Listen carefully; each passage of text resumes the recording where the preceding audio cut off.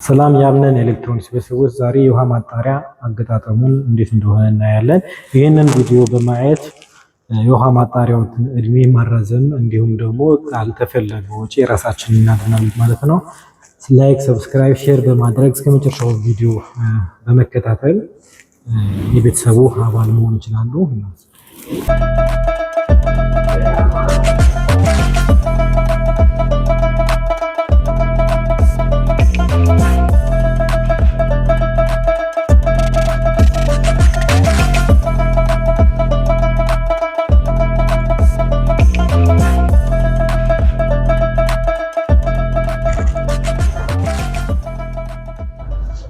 ከመጀመሪያው እንጀምር።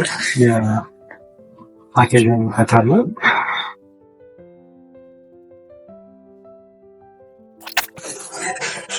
እዚህ ጋር እናያቸው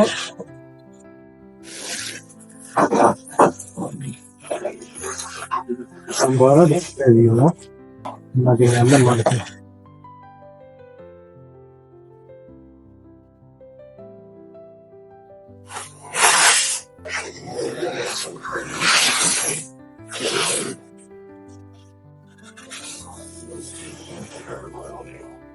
መጀመሪያ የምናደርገው ምንድነው? ከስር ላይ ብዙ ሰው የሚሳሳተው ይችን ማውጣት አለብን። መጀመሪያ ይችን ማውጣት አለብን። ይችኛ ለጃር ነው የምትጠቀም።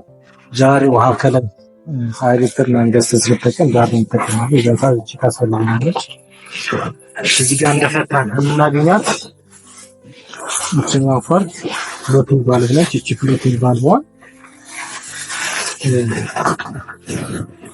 ከስር ላይ መታሰር አለበት።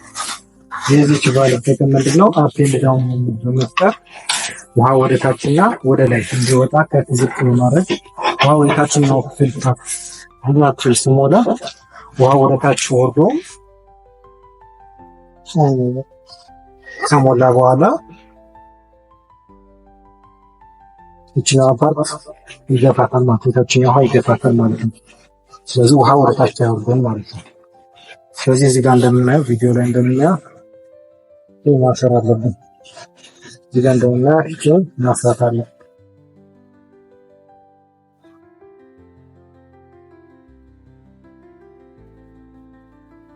ሸልፍ እንደምታዩት እዚህ ጋር ቀጥታ ተደርጋለች። እዚህ ቀረረ ክፍተት ውስጥ መግባት ፍሪሊ መንቀሳቀስ አለባት ማለት ነው። የታችኛው ፓርት እዚህ ጋር ውሃ ካደረግን በኋላ ከሞላ በኋላ ወደ ታች ሲገባ ውሃ ሲሞላ ትዘጋለች። ወደ ታች ይሄኛው ፓርት ደግሞ ሲቀንስ ወደ ታች ትወርዳለች። በዚህ ሲስተም ነው ውሃ እቺ ነው የምትሰራው ማለት ነው። ከስር ላይ ያለችዋን ነጯን ፓርት ደግሞ እቺ አጠቅመን እናወጣታለን ማለት ነው። እንደዚህ አድርገን እናስቀምጣለን። ሁልጊዜም ደግሞ መርሳት የሌለብን እቺኛው ፓርት አብራት የምትመጣ ፊልትሮች አሉ። ግብለት ፊልትሮ አለው።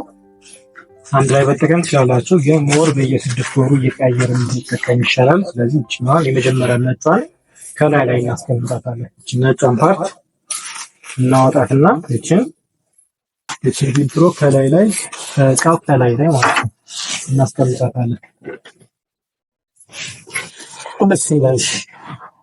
እንደዚህ እናስቀምጣታለን። አንዳንድ የውሃ ማጣሪያዎች ደግሞ ይሄ ራሱ ተለይቶ ነው የሚመጣው። ይሄ ተለይቶ የሚመጣ ከሆነ ደግሞ እዛው ላይ ባለበት እናስባለን ማለት ነው። ጎንዮች ያስፈልጋሉ። ጎንዮችን በጥንቃቄ እንያዛቸው። እነሱ ሊኬጅ እንዳይኖር ያግዛሉ ማለት ነው። ይችን ፊልትሮ እንቀይራለን ማለት ነው። በዚህ ከ6 ወር በኋላ ደግሞ እችኛውን እንቀይራታለን። እዚህ ጋር እንደምናየው ይሄ መታሸግ አለበት። ይሄ እንደገና መታሰር አለበት። ክትም ብሎ መግባት አለበት ማለት ነው። ከዛ ልክ በዚህ በምታዩት መንገድ ይቀመጣል ማለት ነው። ከዛ ያው መክደን ነው። ውሃ ሰላይ እናደርጋለን። ውሃ እንደ ፍሎሬቱ ምን ያክል በሰዓት ውስጥ ይመስላል እንደ ከማጣር ከማጣር ይለያያል።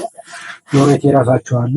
ያው ውሃ ከላይ ነው የምናደርገው። በጃር የምንጠቀም ከሆነ ደግሞ የላይኛው ፓርት አንስተን ጃር ሲጠቀም የላይኛው ፓርት አንስተን ይሄን ብቻ እንጠቀማለን። ስለዚህ አያስፈልገንም ማለት ነው። እዚህ ላይ የምናየው 3 አይነት ውሃ ነው የሚሰጠው። 3 አይነት ውሃ ነው የሚሰጠው።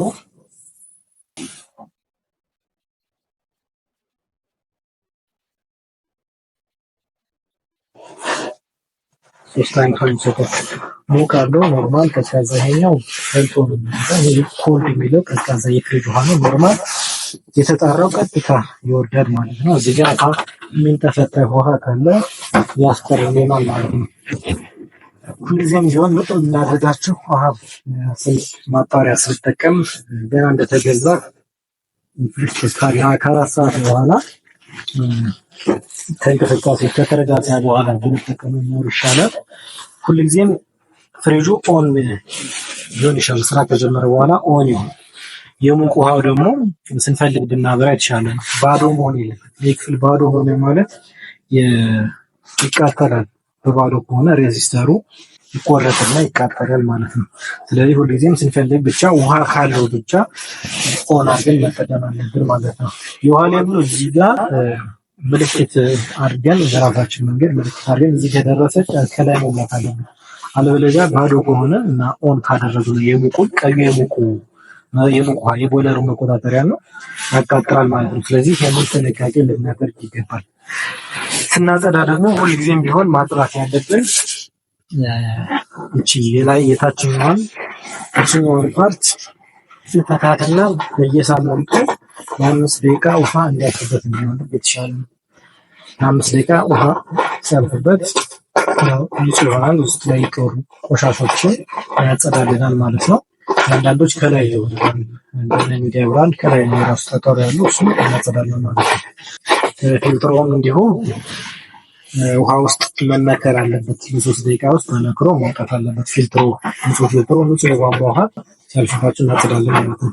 የታችኛውን ፓርት ደግሞ ስናጸዳ ከጸዳም በኋላ ይሄ ራሱ እዚህ ውስጥ የሚቀር ውሃ ካለ ለማጽዳት ሲፈልግ ውሃ ከላይ እናደርግበታለን።